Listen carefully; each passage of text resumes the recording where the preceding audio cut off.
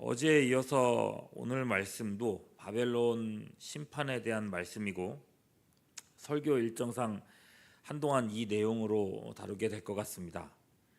바벨론은 유다를 멸망시키고 성전을 무너뜨리는 장본인이죠. 그런 의미에서 이 바벨론은 하나님을 대적하는 세력을 상징하게 되었습니다. 다니엘서에서 느부갓네살 왕의 꿈에 나온 이 신상을 생각해 보시죠. 이 황금으로 된 머리가 바벨론이었습니다.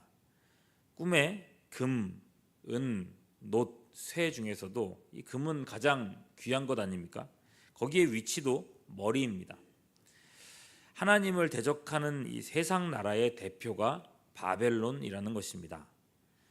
아마도 그래서 바벨론에 대한 심판 메시지가 이렇게나 길게 나와 있지 않나 싶습니다. 더불어서 바벨론이 없어진 후에도 이스라엘의 대적을 가리킬 때면 그것을 항상 종종 바벨론이라고 표현을 하곤 했습니다. 구약 성경의 마지막 세 권이 학개, 스가랴, 말라기죠. 이 세 권의 책은 바벨론이 멸망당하고 백성들이 예루살렘으로 포로 회복을 한 뒤에 기록된 책입니다. 특히 학개와 스가랴 두 선지자는 예루살렘 성전 재건을 격려한 사람이죠. 그중 스가랴는 여전히 페르시아에 남아있는 포로들을 예루살렘에 돌아오라, 페르시아에 남아있지 말라라고 부르는데요. 너희는 페르시아에서 돌아오라라고 말하지 않고 이미 망한 바벨론 성에서 돌아오라라고 얘기합니다. 스가랴 2장 7절. 바벨론 성에 거주하는 시온아, 이제 너는 피할지니라 라고 얘기하죠. 이제 앞으로 어떤 시대가 다가오더라도 이스라엘의 대적은 바벨론이라고 불리게 됐습니다. 이런 내용이 신약 시대에 오면 더 분명해집니다. 베드로전서 5장 13절에서 베드로는 세상 자체를 바벨론이라고 부르고 있습니다. 베드로전서 5장 13절, 베드로는 택하심을 받은 바벨론에 있는 교회가 너희에게 문안하고 내 아들 마가도 그러하느니라 라고 얘기하거든요. 이 말씀에 따르면 지금 우리도 여전히 바벨론 세상 속에 살고 있다는 말이 되는 것입니다. 성도는요, 세상의 정체가 바벨론이라는 사실을 알아야 합니다. 그런 의미에서 성도는 세상에 너무 매어서 살아서는 안 됩니다. 바벨론이 멸망당했던 것처럼 이 세상도 때가 되면 반드시 심판을 받습니다. 말세의 세상을 사랑하여 세상으로 가버린 데마나 그리스게 같은 사람이 되어서는 안 된다는 것입니다. 앞서서 스가랴가 경고했던 것처럼 성도는 바벨론에서 피하는 사람들이 되어야 합니다. 요한계시록 14장 8절, 또 다른 천사 곧 둘째가 그 뒤를 따라 말하되 무너졌도다 무너졌도다 큰 성 바벨론이여 모든 나라에게 그의 음행으로 말미암아 진노의 포도주를 먹이던 자로다 하더라. 요한계시록 16장 19절, 큰 성이 세 갈래로 갈라지고 만국의 성들도 무너지니 큰 성 바벨론이 하나님 앞에 기억하신 바 되어 그의 맹렬한 진노의 포도주 잔을 받으매. 요한계시록 18장 21절, 이에 한 힘센 천사가 큰 맷돌 같은 돌을 들어 바다에 던져 이르되 큰 성 바벨론이 이같이 비참하게 던져져 결코 다시 보이지 아니하리로다. 유대 역사가 요세푸스는요 바벨론이 페르시아에 어떻게 멸망당했는지를 자세하게 설명해 줍니다. 바벨론의 후반기에 왕족들은 타락을 거듭합니다. 그들의 타락에 백성들과 그 각 성주들까지 등을 돌릴 정도였습니다. 그랬는데 마침 페르시아 제국이 선전포고를 하게 되죠. 그날 바벨론의 성주들은 아무 저항 없이 자기의 성문을 열어줍니다. 그렇게 해서 바벨론은 하루아침에 무너지고 말았습니다. 이때의 사건을 그 당시의 총리였던 다니엘은 이렇게 서술합니다. 다니엘 5장 30절 31절, 그날 밤에 갈대아 즉 바벨론 왕 벨사살이 죽임을 당했고 메데 사람 다리오 페르시아 왕이에요. 가 나라를 얻었는데 그때 다리오는 62세였더라. 상상하지도 못했던 방법으로 세계의 주인이 순식간에 바뀌었습니다. 그럼 말세도 이와 같다는 것입니다. 심판은 하루아침에 임합니다. 생각지도 못한 때에 오게 됩니다. 마지막 날 나팔 소리와 함께 하늘 번개가 이쪽에서 저쪽으로 보이듯이 순식간에 이 세상이 무너지게 될 것입니다. 그날은 200년 후가 될 수 있을지 모르겠지만 당장 오늘일 수도 있습니다.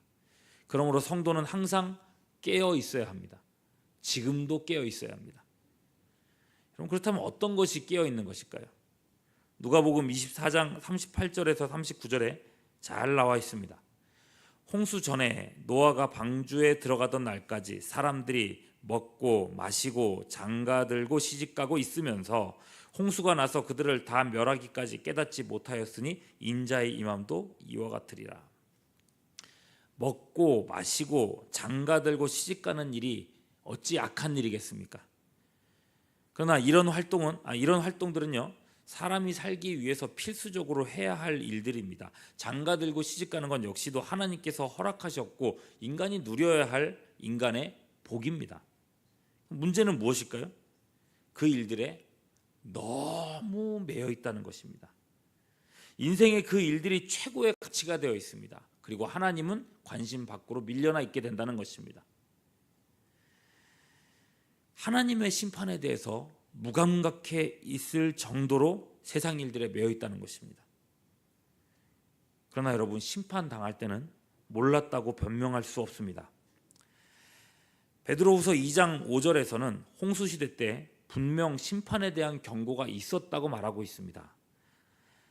옛 세상을 용서하지 아니하시고 오직 의를 전파하는 노아와 그 7 식구를 보존하시고 경건하지 아니한 자들의 세상에 홍수를 내리셨으며, 노아는요 120년 동안 단지 배만 만들고 있었던 것이 아닙니다. 그저 배만 만들고 있었던 게 아니에요.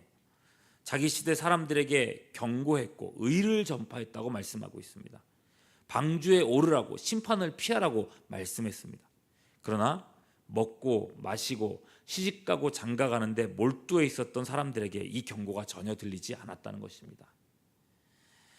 바벨론 세상 속에서 살아가는 여러분, 조금 전에 읽었던 누가복음 24장 38절 39절은 오늘날에도 똑같은 일이 일어날 거라고 경고하고 있습니다. 홍수 전에 노아가 방주에 들어가던 날까지 사람들이 먹고 마시고 장가들고 시집가고 있으면서 홍수가 나서 그들을 다 멸하기까지 깨닫지 못하였으니 인자의 임함도 이와 같으리라. 여러분, 항상 깨어 있어서 주님 오실 날을 예비하는 우리 모두가 될 수 있기를 소망합니다. 여러분, 그렇게 두고 오늘 말씀을 보시죠. 하나님은 21절, 이는 여호와의 말씀이니라. 너희는 올라가서 무라다임의 땅을 치며 그곳의 주민을 쳐서 진멸하되 내가 너희에게 명령한 대로 다하라. 여기서 너희는 누굴까요? 바벨론 다음 세상의 주인이 될 바사, 즉 페르시아입니다. 세상 나라의 시각에서 봤을 때 역사는 그저 흘러가는 것으로 보입니다. 우연의 어떤 흐름으로만 보이죠. 바벨론이 세상을 지배했고 그 다음에는 페르시아가 주인이 되었을 뿐입니다. 그러나 하나님 나라의 관점에서는 다릅니다. 바벨론을 심판하시는 분, 그 도구로서 페르시아를 사용하시는 분은 하나님이십니다. 역사의 주인은 하나님이시라는 것입니다. 바벨론이 심판당하는 이유가 무엇입니까? 하나님을 대적했기 때문입니다. 교만입니다. 23절에 보면 온 세계의 망치가 어찌 그리 꺾여 부서졌는고 라고 말합니다. 바벨론은 그야말로 온 세계의 망치였습니다. 바벨론을 대적할 것, 바벨론에 대항할 것은 아무것도 없었습니다. 그러자 그들은 교만해졌습니다. 24절 후반절 보시면 그들은 여호와 하나님에게 싸움을 걸고 있습니다. 하나님을 우습게 여기고 하나님을 욕되게 합니다. 28절이요.